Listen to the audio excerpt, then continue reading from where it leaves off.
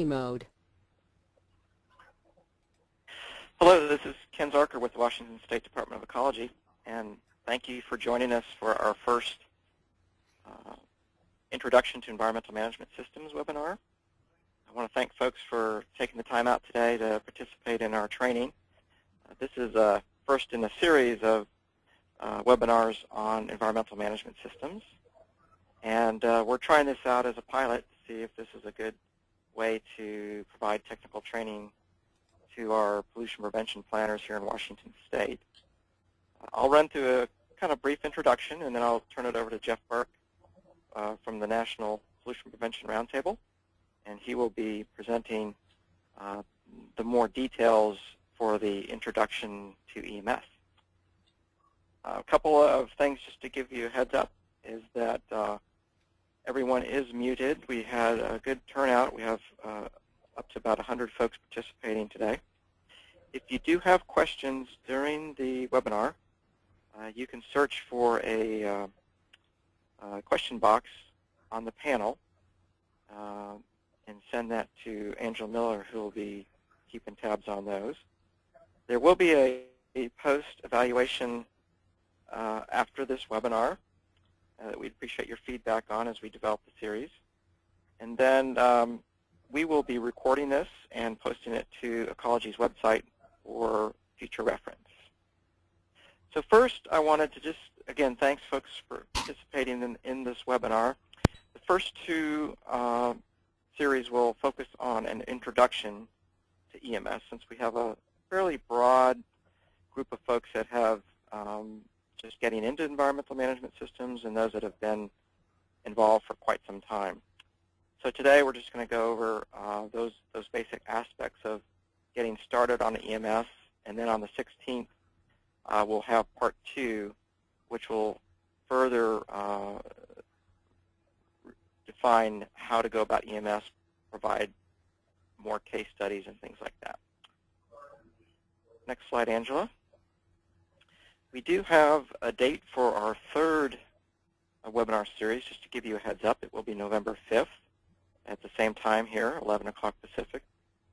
And we will be partnering with several organizations to host this series. Our next partner is going to be the Stewardship Action Council, and they will be providing details about measurement, communications, and engagement. And then we'll finish up probably at the beginning of the year, 2013, with a series on basic environmental EMS auditing, and that'll be hosted by the Auditing Roundtable. So each of these organizations, you can get more information about their particular background by going to their website, and I believe we'll have those posted on our website as well. Okay, next slide.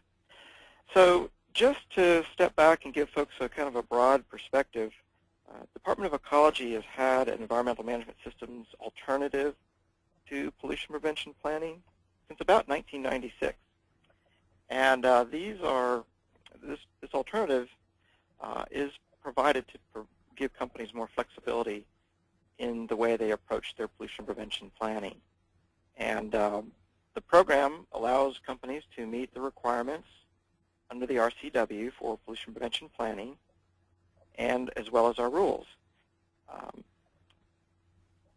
What we also have, I think, which is really unique and helpful to Washington State, is a number of staff in our regional offices that can work with companies to help promote EMS, help with communications, development of the program. We also have a guidance document on our website. It's publication number 97-401 that outlines a lot of the things I'll be talking about in just a few minutes related to the pollution prevention criteria. So next slide. So again, this is sort of a quick overview of what's required in the Washington State alternative. Of course, that starts with the pollution prevention policy. Those policy components are established so that pollution prevention is the preferred approach to environmental management. And there's also a continuous improvement, so that the EMS, where the company will demonstrate they adopt and implement policies and procedures to promote and identify pollution prevention opportunities within the organization. Next slide. The second part is really about implementation, and this is what we'll be getting into over the next 2 webinars. First of all is, setting your objectives and targets to maintain your pollution prevention objectives and targets. And 2.2 obviously is about who will be doing the work at the organization. That would be the responsibilities, resources, and timeframes necessary to implement the objectives and targets. And then employee training and involvement, which is particularly key in EMS implementation in terms of an overall approach within the organization to engage employees, providing them in the right level of training, as well as that management commitment across the organization to really move these types of initiatives forward. The next piece is your monitoring and measurement. And the way we do this is periodic assessment of the environmental management system to make sure that it's operating as described. And these can typically proceed with either independent third-party reviews or internal assessments. But you can work with your pollution prevention coordinator here at Ecology to see how that's done. And then we have our annual performance report, which describes the accomplishments and goals for the voluntary implementation of pollution prevention projects. Next slide. And we do have a provision that allows for withdrawal of the EMS if there are issues that come up in terms of not reporting significant compliance-related issues. And then we can withdraw that and allow folks to go back to their sort of traditional pollution prevention plan. I don't believe that's something that we really want to see happen, but we do have that within the program. All right. Next slide, Turbo Plan. Department of Ecology spent, I guess, about the last year or so developing a new online web-based reporting tool that allows you to review your whole pollution prevention plan online and also submit your annual report. And we've been putting out information about that. It's a new application, and we've been getting some good feedback about the value of that tool. And we encourage you to sign up for that if you haven't already. It does provide visual displays of, could you go back, displays of hazardous substance and hazardous waste. And a lot of companies are using this as their platform for pollution prevention planning, and including the EMS. Next slide. The EMS is a bit unique, and we're going to be working with the pollution prevention community going forward on how to incorporate this with your current EMS program. We are looking at updating and really focusing on the hazardous substance use, and there'll be guidance that we'll be putting together on that. Tom Boucher, our pollution prevention coordinator here at the Department of Ecology, will be providing some additional information on that over the next few months. So right now, you can continue to report either through the online Turbo Plan or continue to work with your ecology staff until the next version of the software will allow you more customization with the EMS.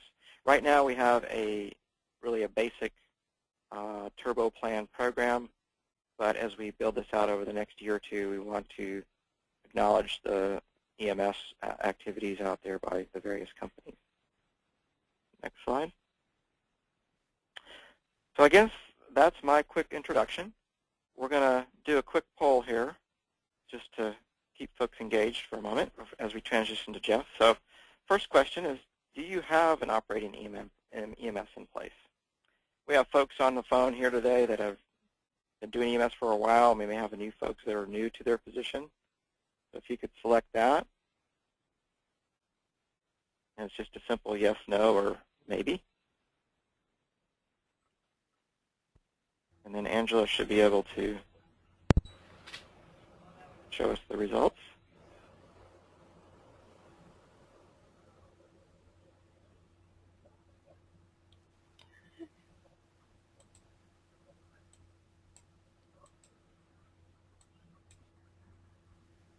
Does it show up?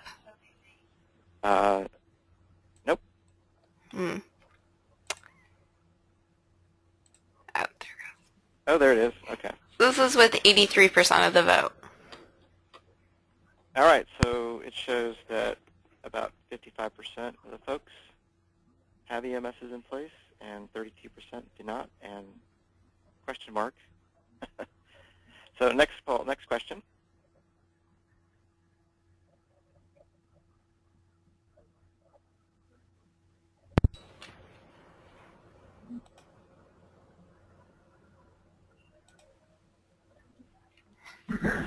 Angela, do you have it? No, I do not. Can we just skip it? Yes. Okay. Well, let me turn it over to Jeff Burke. He's been the Executive Director of the National Pollution Prevention Roundtable since 2003. And the NPPR is a national organization that's solely dedicated to promoting pollution prevention activities. Jeff worked prior to that at the U.S. EPA in Region 3. And since then, he's been very active in doing EMS training for various states organizations, and most recently in international work, including some work in Dubai. So with that, I will turn it over to Jeff Burke. Okay, thank you, Ken, for the introduction, and I want to thank everyone for attending. We're very pleased to have 100 sign-ups for this particular webinar, and so without any further ado, we'll go ahead and move on. Again, though, a reminder, if you do have questions, please post those in the question box, and we'll get to those at the end. So, Angela, if you'll advance to my first slide.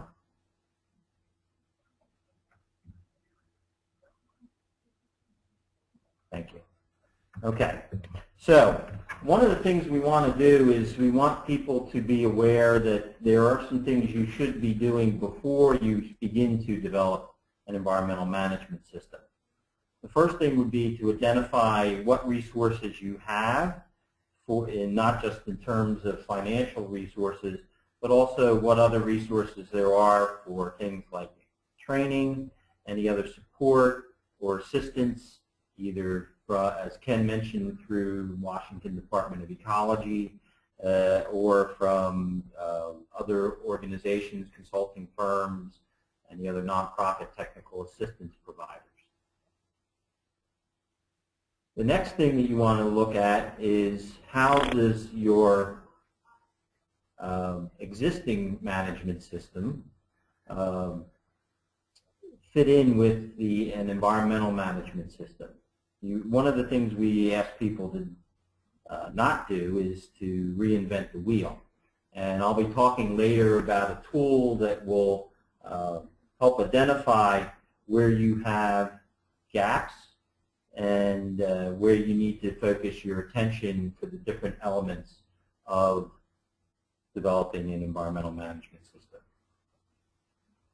A third thing that you want to do before you begin developing your environmental management system is to look to see if there are similar organizations that have already completed an EMS and look to them for input regarding process and options for obtaining either training or mentoring or some other type of technical assistance during the EMS development process. It's a lot easier to have somebody who's already gone through the process to help guide you along and that's also familiar with your type of organization, whether it be a manufacturer or an administrative organization or anything along those lines. Next slide. The next thing that you'll need to do before, again, beginning to even develop your environmental management system is to identify the what we call the fence line, or the area in which the organization intends to implement its environmental management system. It's not a requirement that the environmental management system apply to the entire organization. It can be either one particular department or division or a particular building or a process. The important thing is that you've made that decision and that you keep within that fence line when developing all the materials that you're going to need when you develop an environmental management system. And you can then at that point look at perhaps phasing in to do a complete environmental management system. It doesn't all have to be done, again, the entire facility or entire organization at once. There can be a step-by-step approach. Finally, and perhaps most importantly, you need to identify both an EMS champion, somebody within your organization who will be the person responsible for going through the various steps in the development of the EMS and making sure that you keep on track, keep to whatever schedule you develop, and also work with other people within the organization that will form your EMS core team. The team should have representatives from each of the various departments within the organization and will be communicating on a regular basis with other employees. It is important to note that all the employees in the organization will have some role in the EMS. They may not be involved in the development of the EMS, but they will have a role in providing information, identifying opportunities, and other opportunities for their involvement. Next slide. Now, the elements of an environmental management system follow the same elements, basic elements as other management systems, also known as the Deming approach or simply plan, do, check, act. As Ken mentioned, this is a continuous improvement approach. That's why we have the arrows circling around the globe. ISO 14001 refers to the international standard for environmental management systems, and that was published back in 1996 and was since updated in 2004. And as you can see, you begin by planning, figure out what your environmental impact and issues are, what activities you're going to do, implement those activities, build the implementation and operation systems, educate your employees. Then you do internal audits. Finally, management has a review of the operations, and then you continue the cycle around again and continue and continue and continue. Next slide.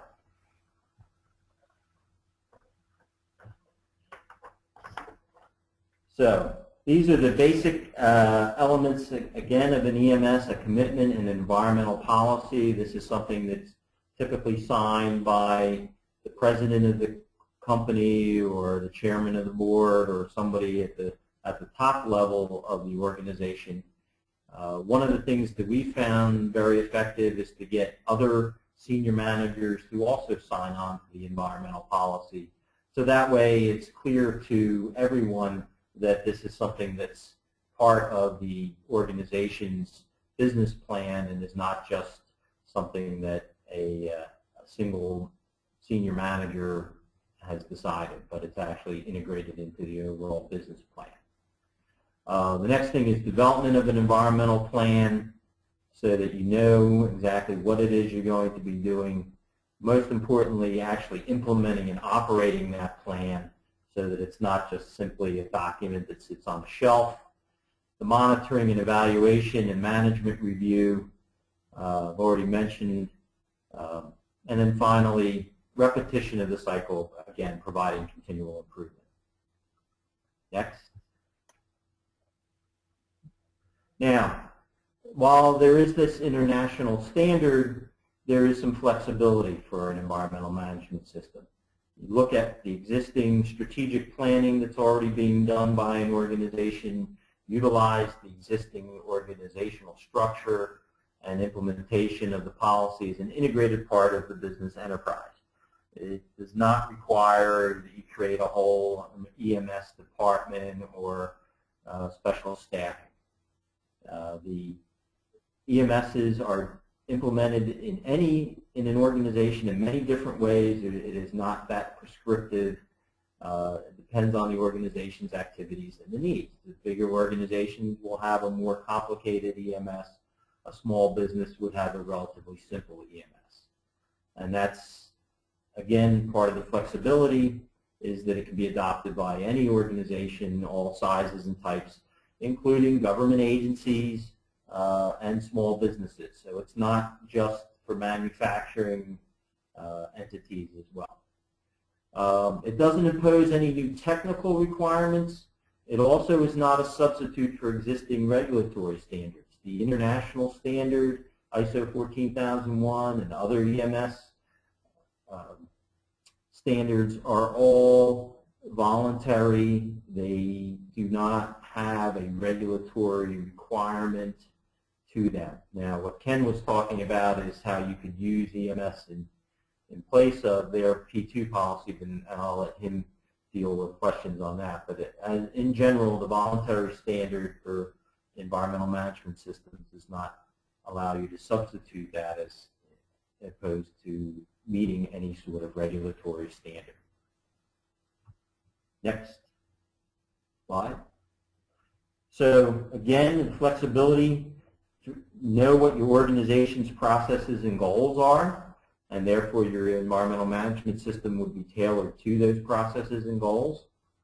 Again, it would involve everyone in the organization to understand, reduce, and manage environmental impacts, and therefore you'll have greater efficiency and control. If everyone is involved in the generation of waste in an organization, and therefore everyone needs to be involved in reducing or eliminating that waste. And it also encourages an organization to continually improve, and can't make that point often enough. An EMS is not meant as a one-time initiative or project. It is incorporated into the way a company or an organization does its business. So that's why it's also a continual improvement approach. Next. Some of the benefits that we've seen for organizations that do environmental management systems, again, it's integrated into the day-to-day operations. You don't wait for annual audits or once every couple of years an outside organization coming in to do some sort of an evaluation. It's having people working on environmental management daily. It helps to improve the overall environmental performance of the organization because you're going to be establishing objectives and targets to improve your environmental performance. And it also will help you to identify what compliance issues you may have. Organizations that implement environmental management systems operate more efficiently and have reduced their costs. One of the studies that I've seen is that for every dollar invested in something like an environmental management system, it has a $5 return on investment. So it actually pays for itself in the long run. Obviously, from an environmental standpoint and a pollution prevention standpoint, environmental management system will help reduce the pollution that's generated, and that's always the goal that we're trying to achieve.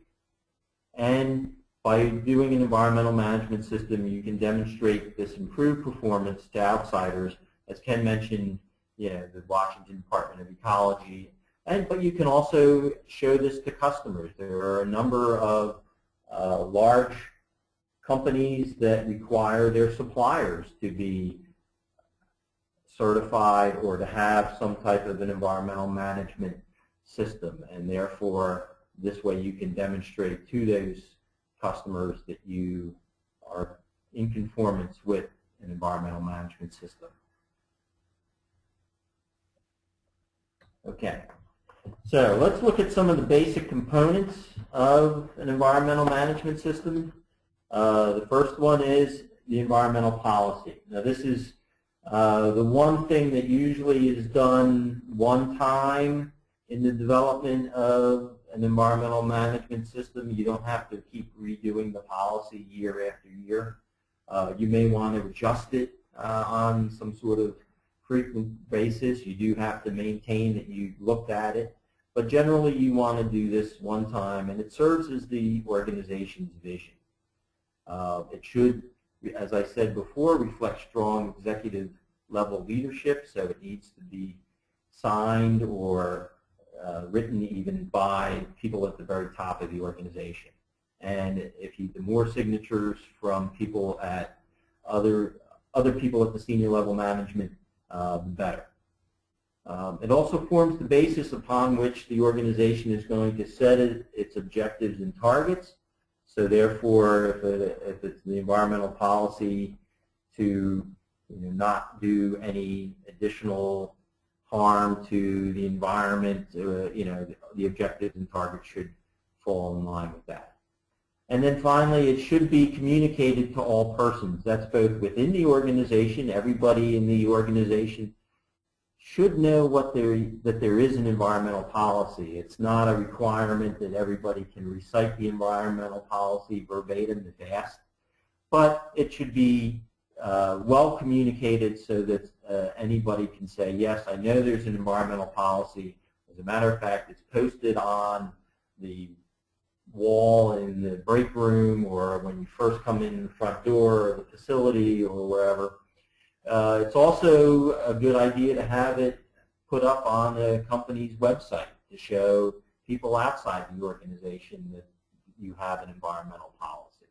And that's probably the easiest way today to make sure that that's communicated outside the organization. But again, the key is that it needs to be communicated so that everybody understands. Next.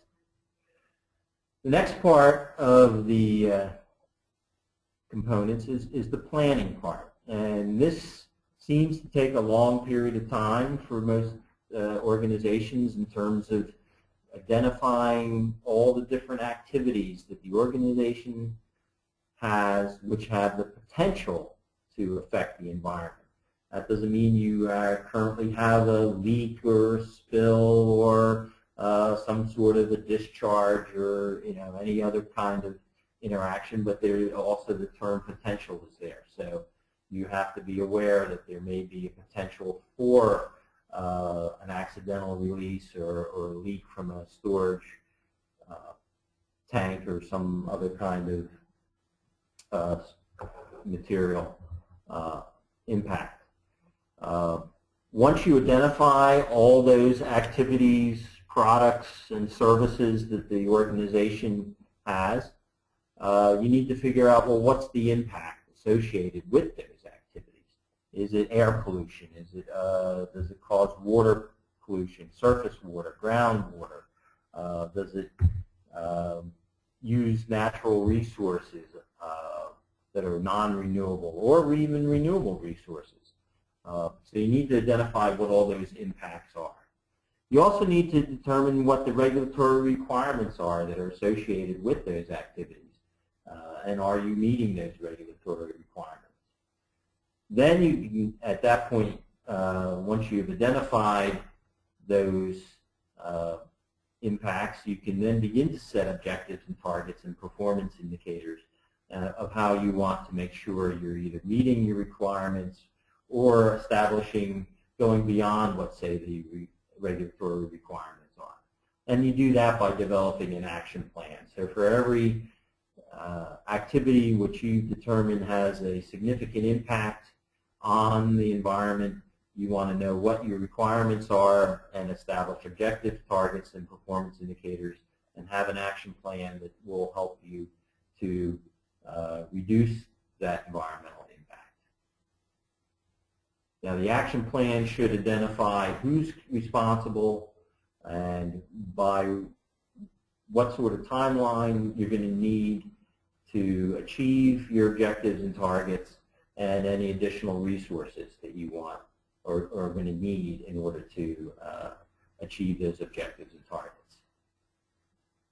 Next slide. Okay, so once you've gotten to that point, again, as Ken mentioned, with the Washington Department of Ecology, some of the things you'll need to do for implementation is identify the roles and responsibilities. So not just who's going to be your EMS champion, but what's their responsibility? How often are they going to report to senior management? What authorities do they have within the organization? And who else is going to be members of the team? You'll also need to provide training so that everybody's aware of what the EMS is all about, what their roles are, how they can identify if there's problems that they see or issues that they need to raise.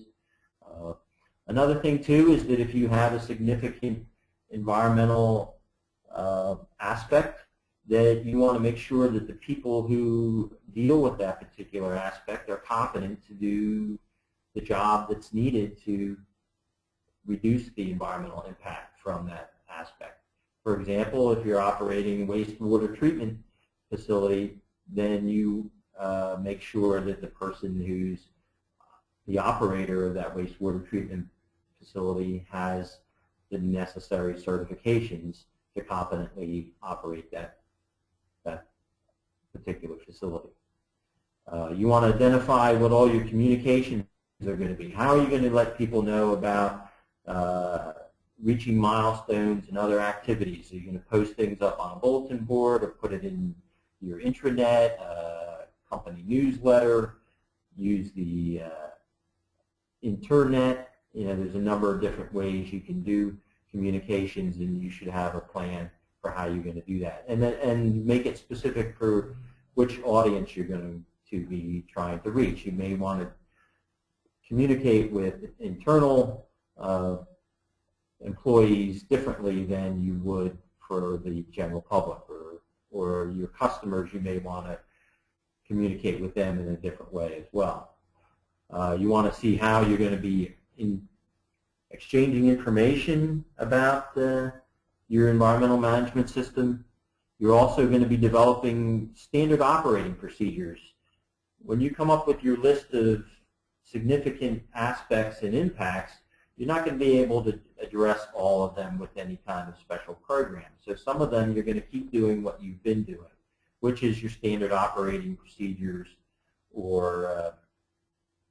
and therefore, you want to make sure that you've got those written in such a way that you're not getting into a worse situation with any of your significant aspects. And then finally, too, you want to make sure that you have the proper emergency preparedness and response. Some of you may have already done emergency preparedness and response for emergency or safety management systems. And again, we're not trying to reinvent the wheel, so therefore you could use the same emergency preparedness and response, just making sure that you've also addressed any environmental issues that could arise. Next slide. And the next thing is to check and do corrective action. You are going to be doing monitoring and measurement to see whether you're achieving the results that you hope to achieve with your objectives and targets. But you also may find that you need to make some corrections. You can either be taking preventative actions or corrective actions. You also need to have records on how you've addressed these various corrective actions, and also how you conduct your audits, so that you make sure that you are looking at the right things at the right time. And next. And then finally, management review. And again, this is so that at the top level, the management has an assurance that the EMS is adequate for the organization. Again, these are systematic reviews, usually about once a year, and it's an evaluation of the goals and objectives as well as looking at any of the nonconformances that you've identified during your audits. Next slide. So, going into a little more detail, again, there are 17 steps that are identified in the ISO 14001 EMS. As I mentioned, the policy, identifying the environmental aspects and impacts, looking at what your other legal and other requirements are. This is not only what your regulatory requirements are, but if you have company policies or company procedures that have to be followed, those are other requirements. If you subscribe to a trade organization's standard of conduct or code, that would also be another requirement that you need to make sure you're complying with. And again, setting those environmental goals for the organization. Next. So the do part, again, an environmental management program, planning the actions, what the structure and responsibility is going to be, your training, awareness, and competence, and then the communication. Next. Again, more of the doing part, all the documentation that you need to do. Now, the documentation, a lot of people will say is too much, it's too burdensome for an environmental management system. What the documentation allows you to do is that as you're doing this continual improvement, you don't have to keep going back and saying, how did we do this before, or did we do this? You've got the documents, you've got a method of a document control that will allow you to easily determine what you did, when you did it, what the results were. And that's just good business practice. Again, as I mentioned, the operational controls, those are your standard operating procedures. And again, these have to be in line with the policy objectives and targets, and I've already talked about the emergency preparedness and response. Next. Again, checking, the monitoring and measuring, the nonconformance and corrective and preventative actions. What can you do to keep from running into the same problems over and over again? Again, keeping adequate records, but using the same type of record-keeping system that you currently use. And then finally, periodically verifying that the EMS is effective in achieving the objectives and targets. That's the key for the audits. They're not meant to punish anybody. It's more as a way of doing an analysis to determine how effective your EMS is. Next. And again, the management review, probably about once a year. Doesn't have to be done all at the same time. You can break this up into parts depending on how often your management team meets and what works best for your organization. Now, one of the things I mentioned earlier on is that you would want to do a review of your existing management systems to determine how an EMS may fit. Again, we don't want to reinvent the wheel. So there's a gap analysis toolkit, which if you're interested, you can contact Ken. He has a copy of that. It's an Excel spreadsheet format. And what this gap analysis toolkit does is it asks a series of questions for each of the 17 elements that I just went through. And the questions are answered in one of three ways. Yes, it meets that particular aspect of the element. No, it does not. Or it does, but partially. And if the answer is yes, it gets 2 points. If it's partial, it gets 1 point. And if the answer is no, it gets 0 points. So if one element has, for example, the policy, there's 6 questions. So if the total points available are 12, if in going through the gap analysis toolkit you find that your score is 6, so you would be 50% for that particular element. And you do this, you go through the whole 17 elements of the EMS, you answer the 86 questions, and if you look at the next slide, what you'll get at the end is under a separate tab, and this is done automatically for you. You can fill in your facility name and type.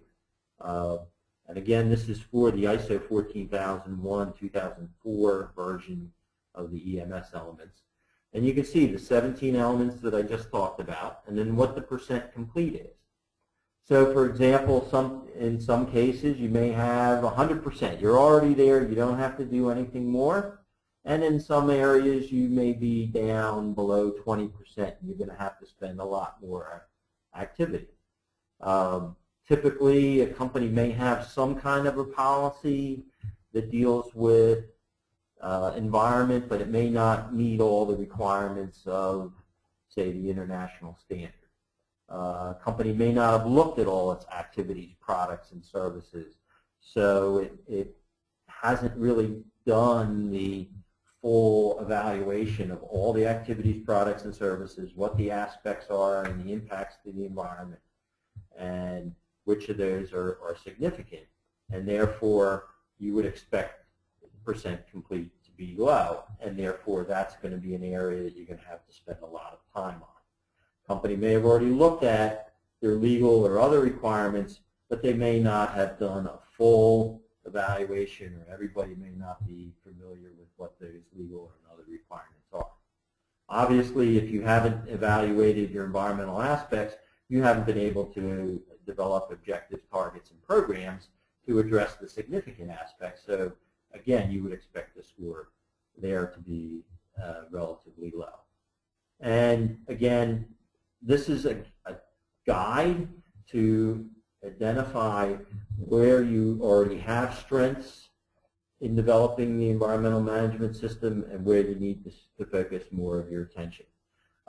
There's no good score. There's no bad score. The toolkit will give you an average number, percent complete for all 17 elements. That gives you a score that you can look at and say, okay, we're at 55%. Then you've got 45% more to go. And you can use the toolkit through the development process if you want as a way of benchmarking against yourself. And so you can use that in interim briefings for senior management to show we were at 55, now we're up to 75, and here's where we've shown growth or improvement, and you move on from there. Another tool I want to show you that's available to you is that there is an EMS that was done for the Environmental Protection Agency office in Philadelphia, the Mid-Atlantic Environmental Management System. We're not going to go through this whole site. I just want you to be aware that this is available to everyone. It's a public entity, a federal agency, so there's no intellectual property or anything like that. But it not only identifies here's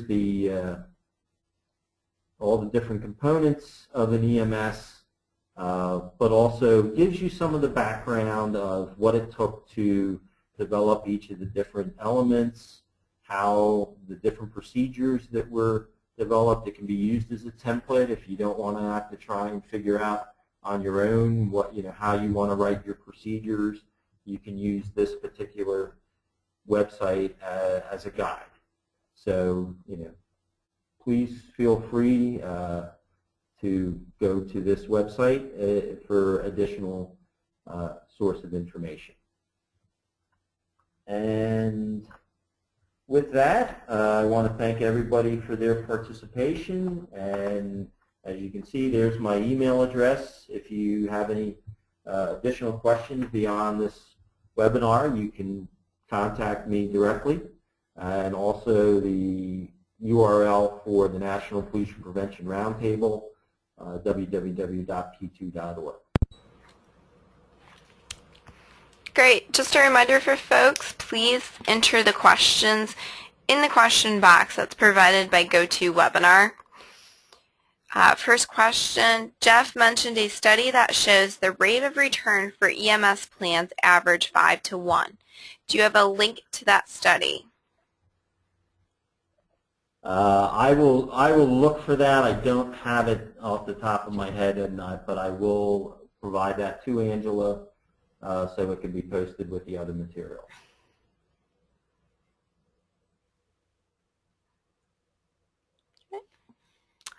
And I noticed someone has their hand up. Unfortunately, we are not doing the unmute feature on this webinar, so if you do have a question, please type in the box that's already provided for you. You may need to push the little plus mark to make the box open up, but it is already available on the controller pad.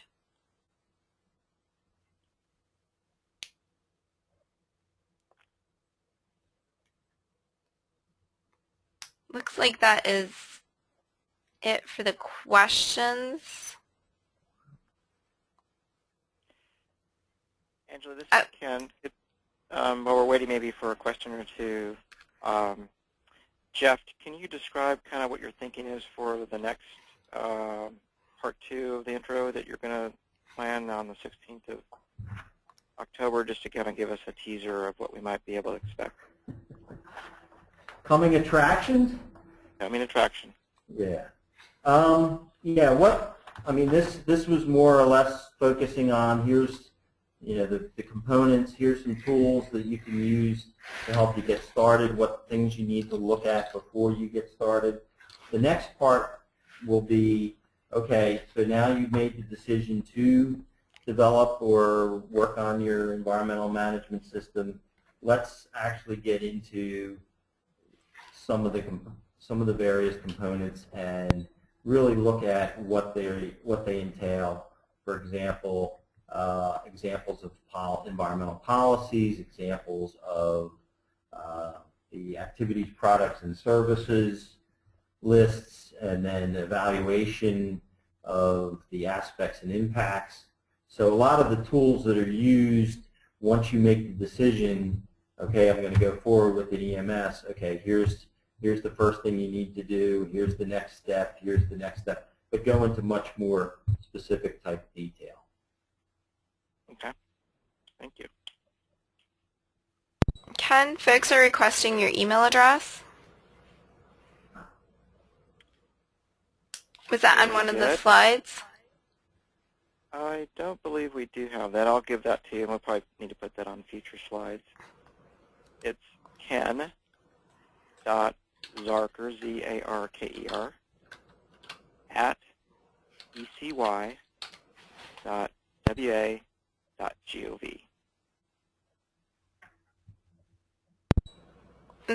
Thank you. And for the question, can you send a link for the ISO 1401 gap analysis tool? You need to email Ken for that. And I will also post Ken's email into the chat box, which is where you can also input your questions. Yeah, and I'll be posting that tool as well as this presentation and other materials to Ecology's website. I put up a page for the Environmental Management Systems training that you can get to the ecy.wa.gov website. It's under pollution prevention, or you can maybe just search on Environmental Management Systems training.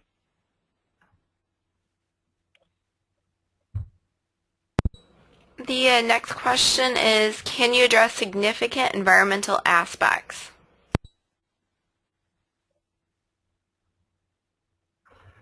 Yeah, what you do is you come up with this list of all your activities, products, and services, and then you identify what the aspect or the cause of an interaction with the environment, and then what the impact or the effect. So when you do this activity, you come up with a pretty long list of activities, products, services, and aspects and impacts. And it's really too long of a list for any organization to adequately address all of those items. And there's really no need to address all of them because some of the aspects are relatively minor. It may not even really have much of an environmental impact, if at all. So what you're trying to do is use, and there are a variety of approaches. It doesn't say in the ISO 14001 standard or some of the other standards exactly how you're going to evaluate significance. But what you want to do is do some sort of a screening. You may want to look at the severity of the impact. You may want to look at how frequently the impact occurs. Something that occurs on a daily basis, like the something where like a discharge wastewater or to atmosphere, something like that you might want to consider that to be more significant than something that occurs maybe once every 5 years. For example, if you're doing some sort of a retrofit of a major piece of equipment, that may happen, every so many years. So you may want to look, you want to look at a variety of different factors, and again, some of these, there are different tools, and we'll go over that in the next webinar, some of those different tools. But basically what you want to do is come up with a way of evaluating those, have that documented so that you don't have to go and reinvent that the next time you want to do this. Also, it's a great way to explain to management how you came up with the suggested list of significant aspects. Great. Thank you, Jeff. There's a question for Ken. Does Ecology plan on integrating these standards and methods into their programs? In terms, I think they may be referring to other programs here at Ecology, such as the air quality or water quality programs. That's a good question. I think up to this point, it's been sort of a pollution prevention focused program. But I have seen other examples where we've focused on, say, environmental management systems or wastewater operations systems. So you can begin to kind of focus around particular aspects, such as a wastewater treatment plant. They use a lot of energy and water and other aspects, and so there's been some folks that have developed approaches for those types of programs, and there are resources out there. I think US EPA has provided some research through this National HERE Center, which was set up to support environmental management systems implementation. And perhaps that's another link I can put on our website. It gets interesting, too, as well as once you have an operating management system, it will tend to bring together sort of the multimedia aspects of that. And I think there's opportunities as you develop your program as you become more integrated, so that your pollution prevention coordinator ecology, for example, since we do air, water, waste pretty much integrated into our PT programs, it can be seen as sort of a liaison to some of the other programs within the agency if there's an issue related to an air permit or things like that. I think it tends to help open up the conversation as to how do you address those issues. So yeah, I think that's something that we try to do in our field offices as you develop your program. So I think what fundamentally, as you develop an EMS, changes the relationship with the agency because you are working kind of cross-agency, multimedia aspects. So I think that's something that's a possibility going forward. Thank you, Ken.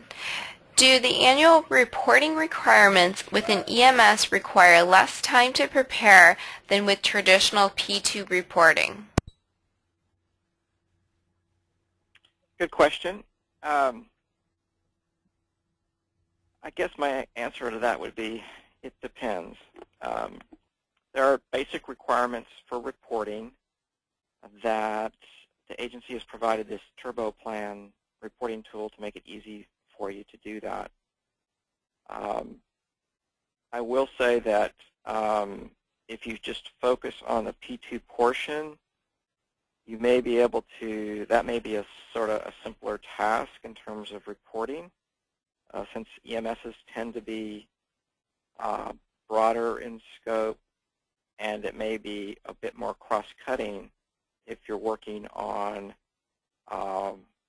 reducing air toxics, for example, as part of your EMS, or other aspects. So I think there could be a potential that the EMS could require some additional or longer periods to report to pull that together, but we're trying to make it as easy as we can through this web-based tool. And then I know that, for example, up in our Northwest Regional Office, we have staff that work with some of the larger companies to help consolidate their reporting numbers, and getting some assistance on that is available through our regional offices. So I think it also depends on where you are with your EMS, and you have to put all those things together in terms of your available resources, time. You're probably wearing many hats within the organization. There's meeting the letter of the law versus trying to work with the spirit of the law. We want to continue to focus on that continuous improvement piece. So that's a long-winded answer to, yeah, it may take a little bit more, but on the other hand, it could be to your advantage. So in terms of communicating with your own management or suppliers or things like that. Great, thank you. When sharing common area with other businesses who handle hazardous waste, how would you recommend managing developing P2 plan for shared areas? Well, Jeff, do you want to take a crack at that, and then I can add a few ideas? No, I'll let you go on that one, Ken. Have you run into that within the work that you've done?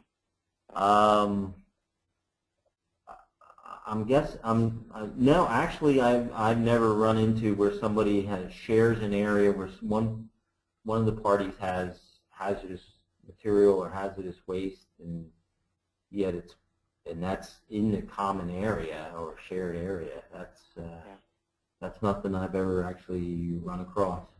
Well, I guess I would go back to what Jeff started out originally. Let's not reinvent the wheel here. If you have certain, agreements, contracts, legal, structure around how you do that. I mean, if I was in your shoes, I'd want to make sure that I had a good understanding of how that particular unit is being managed and what are the requirements and obligations. But I think it's an interesting idea to say, well, you could do some cross-collaboration within organizations, and I know that if maybe on the corporate level folks do that across their multiple facilities, which is probably a challenge in itself, but it would be interesting whether you had a number of companies that were in the same location. If you could get them all sort of on the same page and the same mindset, that would be really an interesting way to approach the work. I mean, you have a whole culture of folks that are working towards the same objectives, within their own organizations. So I could see some value there. The person that posted that question had something to add, specifically the water runoff area to common parking areas. Stormwater issues. Yeah, I mean, particularly in the Northwest, stormwater is a huge issue, as you know, and working collaboratively with a group, I guess that's part of it. What's the relationship among the various organizations? Is it positive or less so? And then I believe there's some probably within the stormwater regs. I know that there's some provisions for joint industrial stormwater permitting, I believe, things like that. But that's a real example, and there's a lot of growing interest and I think need in terms of how to address stormwater, how to reduce the potential for impacts, particularly in, say, the How's Waste program, looking at typically a lot of the materials are stored inside the facilities, although we do have folks that do store things outside. And then how do you minimize the impacts from rainfall to prevent toxics from getting into the stormwater and going into the parking lots and into the streams, and ultimately either into the Puget Sound region or the Columbia River Basin as well. So we've taken a particular interest to look at stormwater and how could you address those through pollution prevention. There's I will put a plug in for the Washington Stormwater Center. It's a relatively new organization, and we're working with them to develop some technical assistance materials on how to manage stormwater. And then the Department of Ecology has some resources available through our website through the Water Quality Program that outlines the requirements for the stormwater permitting. Hope that helps. Great. Thank you, Ken. That was our last question. Yeah, Angela, I also wanted to comment too, in that, again, building on what Ken said, it depends on what your relationship is with your neighbors. But one of the things in the communication of what you're doing with your EMS would be to inform your neighbors, either within your building or in the same complex, that's what you're doing, that you've got an environmental management system and this is what you're trying to achieve, your objectives and targets, and how you're managing. That may be something that your neighbors weren't aware of and might want to pursue as a result. So you can use that to your advantage. Again, you need to know what your neighbors are thinking and how that's going to be received.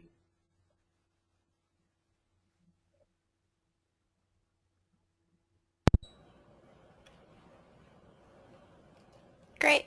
Well, I guess if there's no more questions, we could end a few minutes early today. We didn't know exactly how long this was going to go. And again, we'll be posting a number of the materials to Ecology's website. And you can also just email me directly, and I'll get you the information. Or a couple folks have requested the tool already, so we'll get those out to folks.